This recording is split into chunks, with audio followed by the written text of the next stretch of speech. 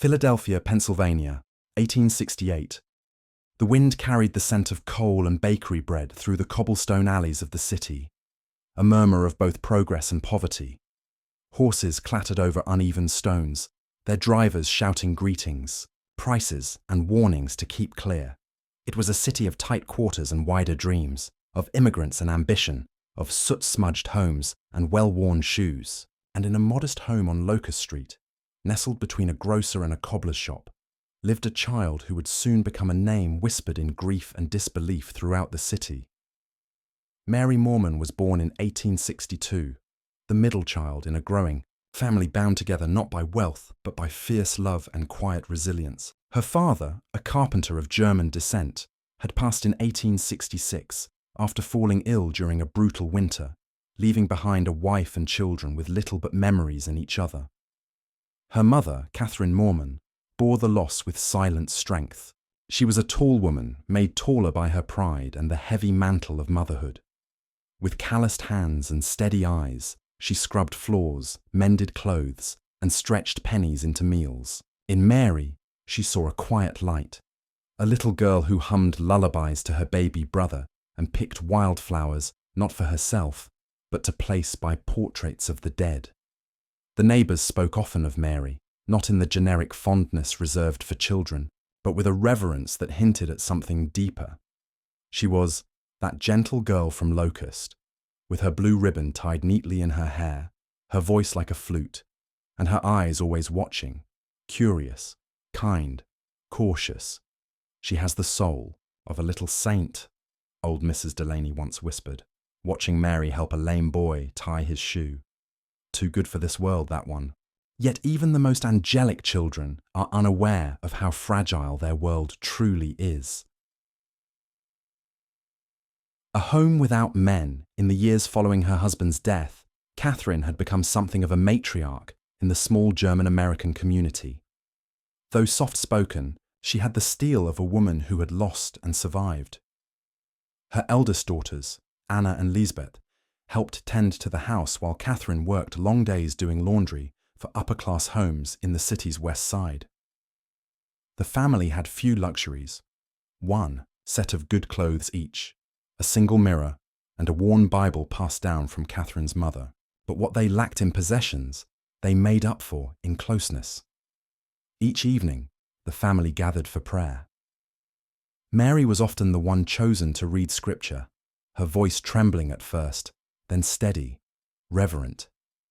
She especially loved stories of healing and kindness, of Jesus calling children to him, of the Good Samaritan, of the woman who touched the hem of his garment. She was born with mercy in her, Lisbeth once told their neighbour, as Mary sat braiding a doll's hair on the stoop. Doesn't even kill spiders, just carries them outside in her little handkerchief. Play among shadows. Mary had her friends, of course. The block's children often played in the alleyways, skipping rope, chasing hoops, and whispering secrets. But she was never one to wander far or linger past sundown. She was obedient in a way that didn't seem forced, more as if she sensed the world was a thing to be respected, and sometimes feared. One of her closest friends was a boy named Peter Quinn, son of the local butcher. Peter, wild-haired and prone to mischief, often tried to coax Mary into climbing trees or sneaking into the candy shop's back door. She rarely agreed, but when she did, she was the one who suggested they share whatever they found. "Promise, you won't follow strangers," Peter said to her once, in a moment that would later feel haunting in his memory. Mary tilted her head. "Why would I follow someone I don't know?" Peter shrugged. "Sometimes they're nice, sometimes they have candy." She had smiled then, not the naive smile of a child without care, but something sadder, almost as if she understood more. Then she let on. "My mama says, not all nice men stay nice." A church bell, a mother's choice. On the morning of Sunday, September 6th, 1868, the sky over Philadelphia was cool and streaked with grey.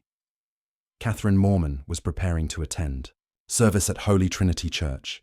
It was the one thing she allowed herself, a small hour of faith and fellowship. She wore her only good shawl, pulled her hair back into a knot, and kissed each of her children before stepping out the door. Stay close to your sisters, she told Mary, who was tying her shoes. Don't wander, my love. You hear me? Mary nodded, not looking up. Yes, Mama. Lisbeth and Anna had chores to do, laundry to finish, dishes to scrub. Mary, restless, asked if she could go out and play in the street, just for a little while. Don't go far, Lisbeth warned. Not past the corner, not near Mr. Krieger's lot, Mary promised. And then, as was her way, she stepped out quietly, blue ribbon in her hair. The sound of the church bells following her into the soft morning. The man on the corner. A thin mist hung over the cobbled streets that morning as Mary wandered toward the edge of the neighborhood. She paused near the pump, on Locust Street, where water pooled in small depressions. She bent to scoop up a pebble and tossed it, watching it bounce with a soft splash. A neighbor, Mrs. Rule, waved to her from a window, but Mary didn't seem to see. She wasn't alone for long. Around 10 a.m., a man was seen near the alley by the vacant lot. A tall man with a dark beard and sharp coat, hands stuffed in his pockets. His boots were polished, a rarity in that part of the city. Several people would later recall his peculiar stillness, the way he didn't move until a child passed. That morning, as Mary turned down a narrow path toward a patch of grass where she liked to play, this man stepped into her line of sight. He said something. She looked confused. Then slowly, she walked toward him. Not long after, Peter Quinn saw her. He was coming back from an errand for his father and spotted Mary across the street. She was talking to a man, he would later testify. A man I didn't know. He bent down and spoke to her. She looked nervous. Peter shouted to her, "Mary, don't talk to him!" She looked back at him, just for a second, then turned and kept walking, her small hand taken by the strangers. It was the last time anyone from her family would see her alive. The silence grows by. Midday, Anna noticed the silence in the house. No thuds of shoes, no humming, no laughter. From the stoop, "Mary," she called, checking the hallway, then the alley. "Mary, come in now." But there was no answer. At first, they weren't worried. Maybe she was next door. Maybe she had followed another girl to the well. But as time stretched on and the sun began to dip, fear crept in. Lisbeth ran to the church, interrupting the service in a panic. Catherine dropped her hymnal and flew out the door. "She's always close," she said breathlessly to a neighbor. "She never wanders far." But as the hours ticked by and neighbors joined the search, reality settled in, like a cold fog. The search begins by nightfall. Half the neighborhood was searching the streets. Candles were lit, and boys with lanterns checked behind barns and under porches. The police were notified, though their response was slower than Catherine hoped. Missing children were not rare, and the authorities often believed they'd simply run off or fallen asleep somewhere. But those who knew Mary knew better. She wasn't a wanderer. She was obedient, predictable, careful. "She's gone," Catherine said that night, staring out her darkened window. "She didn't run. Someone took her." The word taken had weight. It had fear sewn into its very syllables. It changed the way the community moved. Doors were locked, children were kept inside, and all eyes searched for the tall man with the strange stillness and the quiet boots. Philadelphia woke on September 8, 1868, with the same rhythm as any other morning. Vendors shouting from wagons, smoke curling from chimneys, and carriages rattling down the avenues. But in the modest quarters of Locust Street, the Mohrman household was frozen in time. 2 days had passed since Mary disappeared, and the ache of uncertainty had turned to dread. Catherine had not eaten. Anna and Lisbeth took shifts pacing the block and checking with every neighbor, shopkeeper, and constable they could find. Flyers had been posted, and volunteers had spread across the surrounding neighborhoods. The search, however, was fruitless. There was no sign of the girl in her blue ribbon, no sounds of laughter in the alley, no small shoes tapping on the stairwell. The family held on to hope, but the streets whispered other truths about a strange man, a frightened child, and a silence too deep to ignore. The milkmaid's discovery. On the morning of the 8th, a young milkmaid named Sarah Klein was making her usual route near an overgrown lot behind Carpenter Street. She walked past a patch of weeds where children sometimes dared each other to venture, said to be haunted, though really just abandoned and strewn with refuse. Sarah, who often cut through the lot as a shortcut, noticed something strange in the brambles, a flash of pale cloth. She paused, frowned, and took a few steps closer. There, half covered by broken branches and matted grass, was the lifeless body of a small child. Sarah screamed. The neighbours came running, followed by a beat officer. By mid-morning, the police had roped off the area. Word spread quickly. Mary Mohrman had been found, the scene of horror. The lot itself was a mess of old bottles, boards, and the remnants of a collapsed stable. Mary's body had been carefully posed, her hands folded across her chest, her ribbon missing. Her dress was torn, her shoes caked with dried mud. Her eyes were closed, and her mouth slightly open, as if she had been calling out. Detectives immediately suspected that she had not been killed where she was found. The ground beneath her was undisturbed, and there were no signs of a struggle.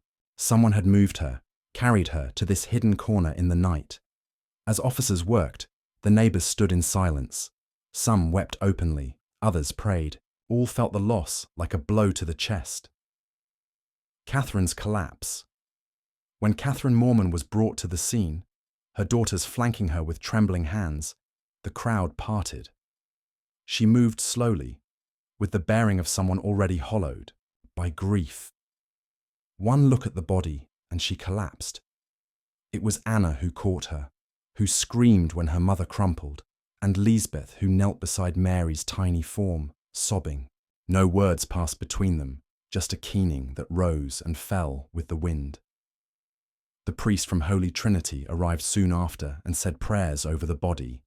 Women in the crowd joined in, and the melody of their voices tangled with mourning, the autopsy report. Mary's body was brought to the city morgue, where an autopsy was conducted later that day. The findings were brutal. She had been strangled. Deep bruising on the neck confirmed it. There were signs of a violent struggle. Dirt under her fingernails, bruises on her arms and legs, and scratches on her chest. Most disturbing of all were the signs of sexual assault. Philadelphia was no stranger to death, but this was different. This was a child, an innocent. And the horror of her final moments struck even the most hardened officers dumb. The report noted that her death had likely occurred on the day she vanished, shortly after she was seen with the unknown man. There were no clear leads yet, but the city, now stirred to fury, demanded answers. The Police Response Commissioner Franklin Morehouse assigned his best detectives to the case. Posters bearing Mary's image were replaced with warnings. Children were kept home from school. Men whispered in taverns, their voices dark with rage. An artist's sketch, based on eyewitness accounts, including Peter Quinn's, was posted across the city. A tall man with dark facial hair, well-dressed, often seen loitering near schools and churches. Witnesses recalled him offering candy, trinkets, even pennies. Some remembered how he would watch children at play without ever speaking. One grocer claimed he had chased him away once. "He gave me a look," the man said, "like a dog about to bite. And yet, no name, no arrest, just a growing fear." City in mourning. Mary's funeral was held on September 10th. Hundreds came, many who had never met her. She lay in a white coffin, her hands folded as they had been in the lot. But this time, gently, lovingly. Her ribbon was returned, found near the edge of the lot, and placed in her folded hands. Children wept, grown men wept, and Catherine Mohrman, dressed in black and barely able to stand, placed a single lily atop her daughter's chest. "She was all light," she whispered, "and he brought her darkness." The community vowed never to forget, and somewhere, in the shadows, her killer remained. In the days following Mary Mohrman's funeral, Philadelphia became a city coiled in grief and distrust.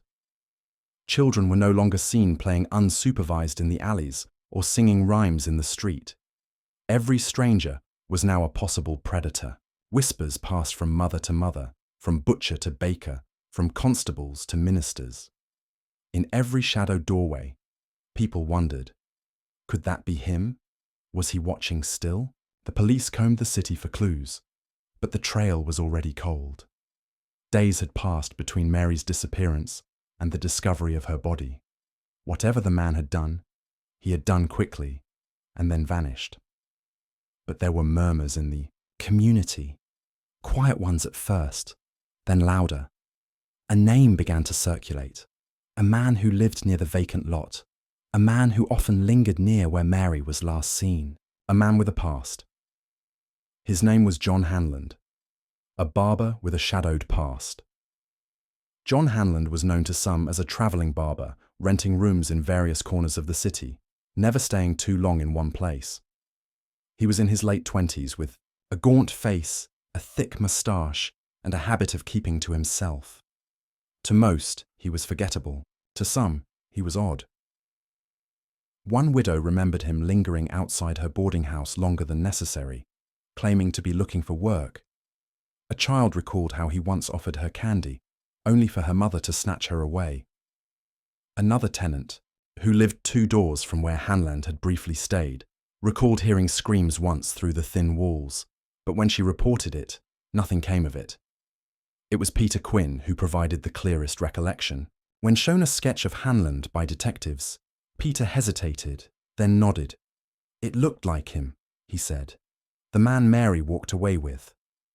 The arrest armed with community suspicions and Peter's tentative identification, police tracked Hanlon to a boarding house on South Street. He was arrested quietly on the evening of September 12, 1868. At first, he was calm, curious even. "What's the matter, officers?" he asked. "You think I killed a little girl?" The room was searched. His belongings were minimal. A shaving kit, a black coat, a worn pair of boots, and several pieces of cheap candy. Hanlon denied everything. "Never seen her," he said. "Never heard of her. I don't even like children." But the police weren't convinced. Interrogations and doubt. Over the next several days, Hanlon was questioned relentlessly. His story shifted. First, he claimed he had been out of town during Mary's disappearance. Then he said he had been sick in bed. The alibis were flimsy, unsupported by any solid witness. Yet, no physical evidence linked him to the crime. No fingerprints, no fibers, no bloodstains. The police grew frustrated. So did the community. A crowd gathered outside the station each day, demanding justice. Catherine Mohrman, her face drawn with grief and rage, stood among them only once, but her presence left a mark. "Is he the one?" someone asked her. "I don't know," she whispered. "But he looks like the kind of man who wouldn't mind hurting a child." Released, without charge. Despite the suspicion, the police had no choice. With no direct evidence and only circumstantial accounts, they released Hanlon. The news sent a ripple of outrage through the community. Mothers clutched, their children tighter. Store owners refused Hanlon's service. His landlady evicted him. Eventually, he vanished from the neighborhood, leaving behind nothing but suspicion. "I told you," he said bitterly as he left the station. "I didn't touch that girl." But the eyes that watched him go did not believe him. The echoes of fear. The days bled into weeks. The city resumed its rhythm, but the undercurrent of fear remained. Mary's case was still open, but the leads had dried. Her killer had vanished like smoke. Yet Peter Quinn never forgot the look on that man's face, and Catherine never stopped, praying for truth. Somewhere, the devil still walked among them, and the city held its breath, waiting for justice to come. A year passed. The name Mary Mohrman still lingered in Philadelphia, but quieter now, like an old bruise.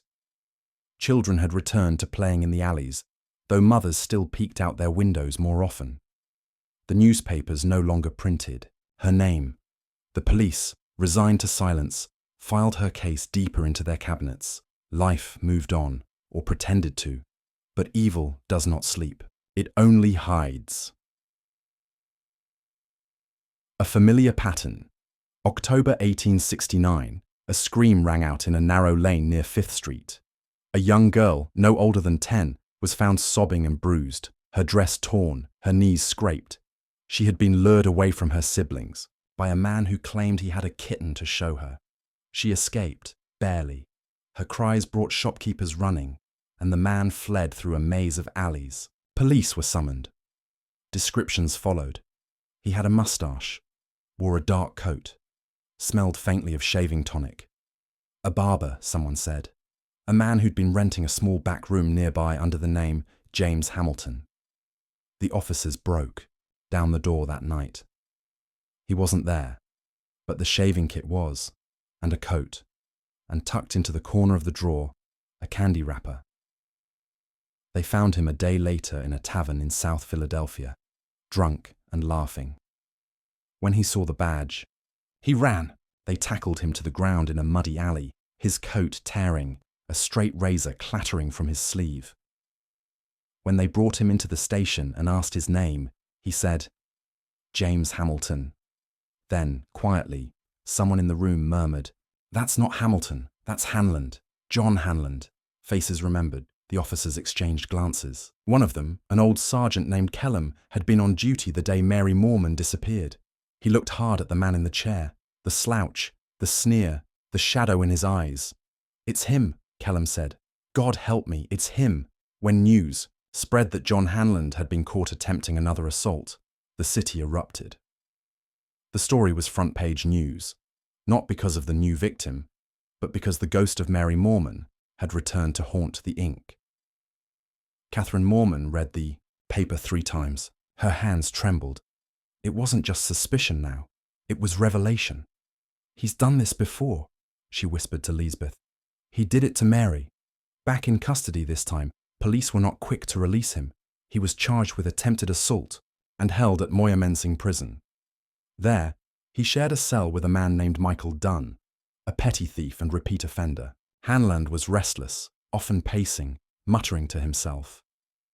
But to Dunn, he spoke more. And one night, in the dim quiet of their cell, Hanlon whispered things that chilled Dunn to the marrow. He described Mary, her ribbon, her voice, the way she had looked at him when he lied and told her he needed help finding a dog. "She trusted me," he said. "I told her I'd bring her right back." Dunn said nothing. He listened, and he remembered. A killer's confession done, contacted the warden the next day. He was willing to testify, he said. Not for money, not for favors, because what he had heard wasn't just sick, it was evil. Hanlon, in a moment of twisted pride, had confessed to the murder of Mary Mohrman, how he had led her to a cellar near Vine Street, how she had cried, how he had silenced her. "I didn't mean to kill her at first," he reportedly said, "but she wouldn't stop screaming. It was enough to reopen the case, enough to charge him." The district attorney moved swiftly. Witnesses were called, old records pulled. The past was no longer distant. John Hanlon was formally indicted for the murder of Mary Mohrman. A city reacts, Philadelphia reeled. The name, long buried under routine and resignation, was suddenly alive again. People remembered. The street where she vanished. The lot where she was found. The ribbon. Outside Mohrman prison, a crowd gathered. Some threw stones. Others prayed. Catherine, older now, walked past them in silence when summoned to speak, with prosecutors. Her face was lined but steady. "I knew it was him," she said simply. From the start, toward trial. With Hanlon in custody and a confession in hand, the city prepared for a trial that would unearth the horror once more. It was no longer just about one girl. It was about every girl who had ever walked too far. Every mother who had warned her child. Every man who had looked the other way. The courtroom would soon open its doors, and the past would walk in with it. The courtroom at the Philadelphia County Courthouse had never been so full. The air was thick with heat and whispers, the wooden pews packed with citizens, reporters, and grieving mothers who clutched their children tightly. The case of John Hanlon was more than a trial now. It was a reckoning. On January 10, 1870, the trial of the man accused of murdering Mary Mohrman began. The courtroom fell into silence as the judge entered.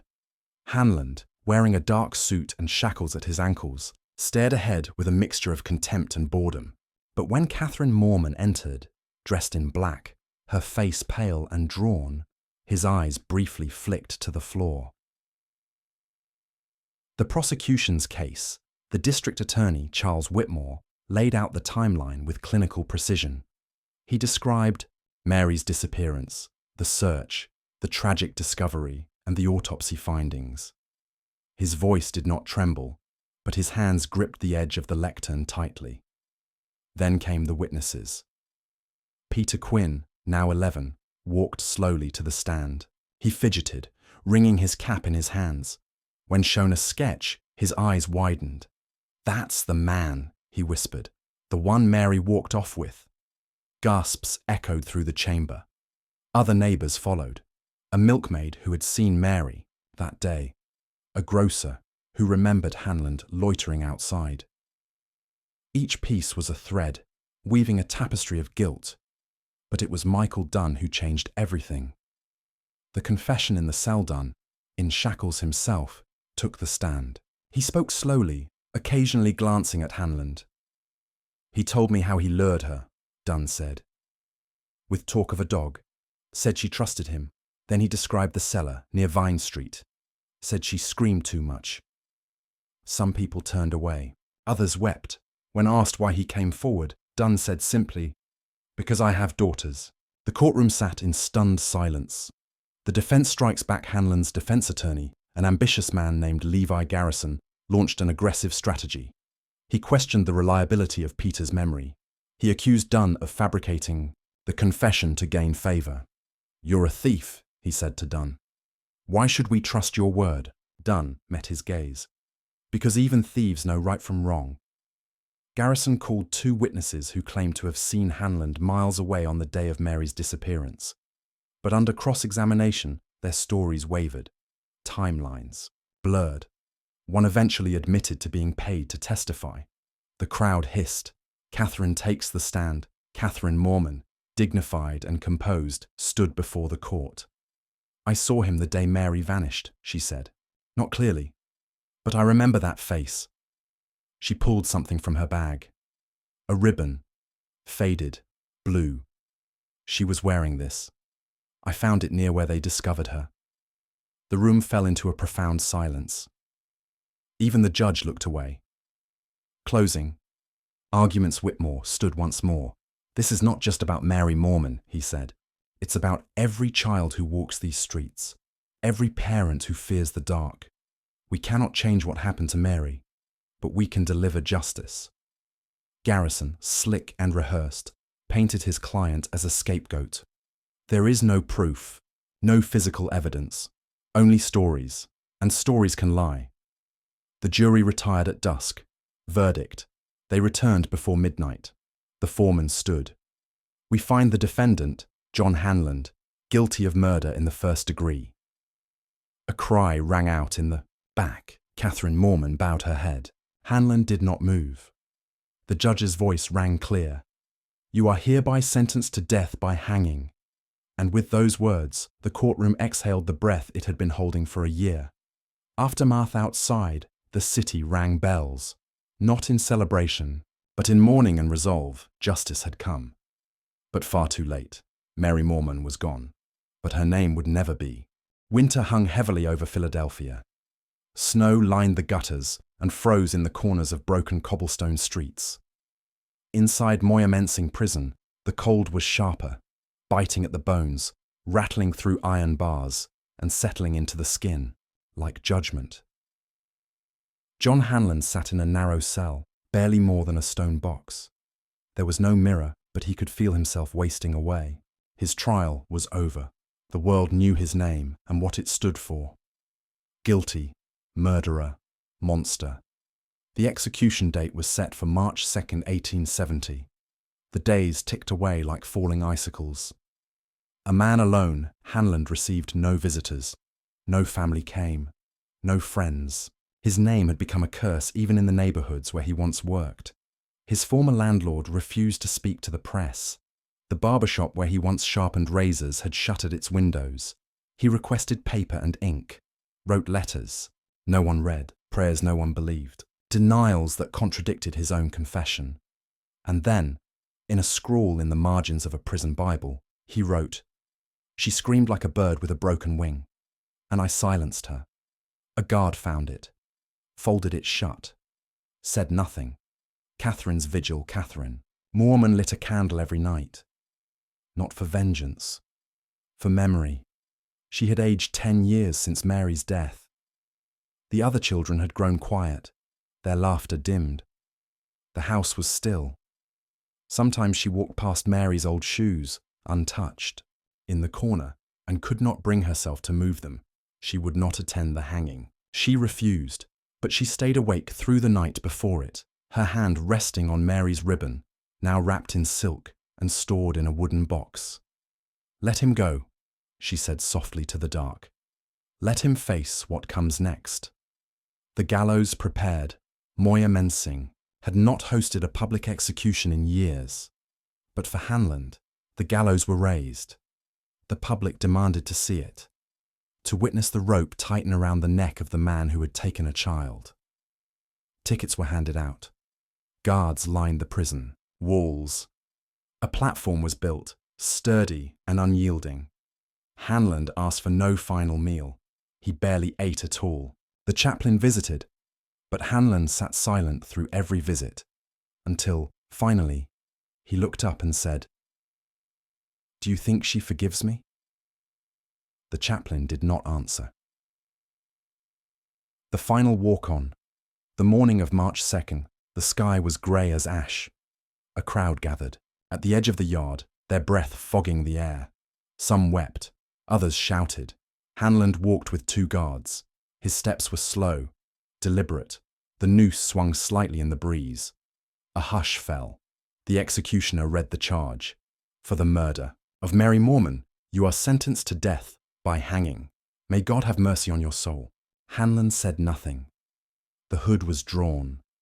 The trapdoor opened, and John Hanlon fell into silence forever. The city reflects, for days.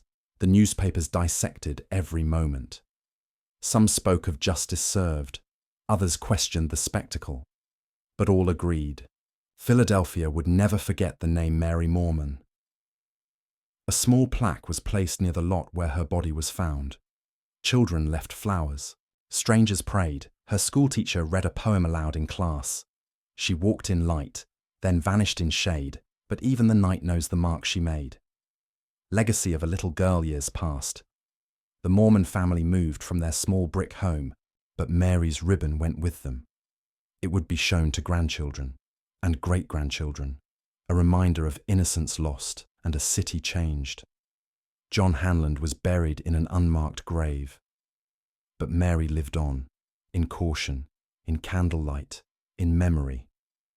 Spring came slowly to Philadelphia in 1870. The snow melted in streaks, puddling in the cracks of Market Street, and buds poked hesitantly from the tree limbs in Washington Square. Life moved forward, as it always does, but the echo of a child's laughter, silenced too soon, still lingered in the shadows. Mary Mohrman was gone, but her absence shaped everything. In the wake of grief, the Mohrman family tried to rebuild. Catherine, though still cloaked in black, returned to church, her hands folded in prayer every Sunday. Her daughters walked a little closer to home now, their eyes always scanning the faces around them. The home remained quiet. Mary's room was never repurposed. Her bed remained made, her doll left sitting upright, waiting for a child who would not return. Catherine was often seen standing on the stoop in the evenings, watching children play at a distance. Sometimes she smiled, sometimes she cried.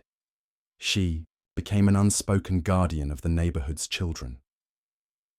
Public outcry and Change Mary's death shook Philadelphia awake. Citizens demanded better policing, more support for working mothers, and stricter monitoring of known offenders. A public fund was started in Mary's name, used to build a small refuge for vulnerable girls, a place where mothers could leave their daughters during work hours, safe and watched. Politicians visited the Mohrman home, not for show, for shame. They apologized, promised legislation. A few bills passed. A citywide registry was created to track violent criminals. It was unofficial and incomplete, but it was a start. Lisbeth's memory. Lisbeth, Mary's older sister, struggled the most. She blamed herself for years, replaying the moment she let Mary walk out the door. She wrote about it often in a diary. One read. In time, she became a teacher. At a school only a few blocks from where Mary had vanished. She kept a small portrait of Mary on her desk and told her story to every class of girls who passed through her room. She was kind, Lisbeth would say, and brave. Don't let the world make you afraid to be both. Her students would remember those words. The street that changed. The vacant lot where Mary was found became a garden. A quiet woman named Mrs. Callahan, who had lost a child of her own, tended it. She never spoke to reporters, never sought recognition, but every week, fresh flowers were laid there. Children came by with their parents. Some read the plaque. Others simply stared at the blooms and felt something they could not name. The street no longer felt haunted. It felt hallowed. The man. Erased. John Hanlon's name faded quickly. It was spoken only in courtrooms and archived newspapers. No headstone marked his grave. No legacy followed him. He became a symbol of what the city wanted to forget, even as Mary became what they refused to. His crimes led to reform. But his name was buried in the same dirt that took Mary from them. Years later, in 1902, a child asked her grandmother, "Who was Mary Mohrman?" The old woman smiled faintly. "She was a little girl, like you, and she mattered. Even after she was gone, she showed the child a ribbon, worn and delicate, blue with frayed edges. The girl held it like it was something holy." Legacy. Mary's name was whispered in classrooms, memorialized in a garden, and remembered in every parent's warning to stay close. Her story became a caution and a catalyst. But, more than that, she became a promise. That innocence would be protected. That justice, however delayed, would be demanded, and that no child would be forgotten. She had lived only 6 years, but her shadow stretched over generations.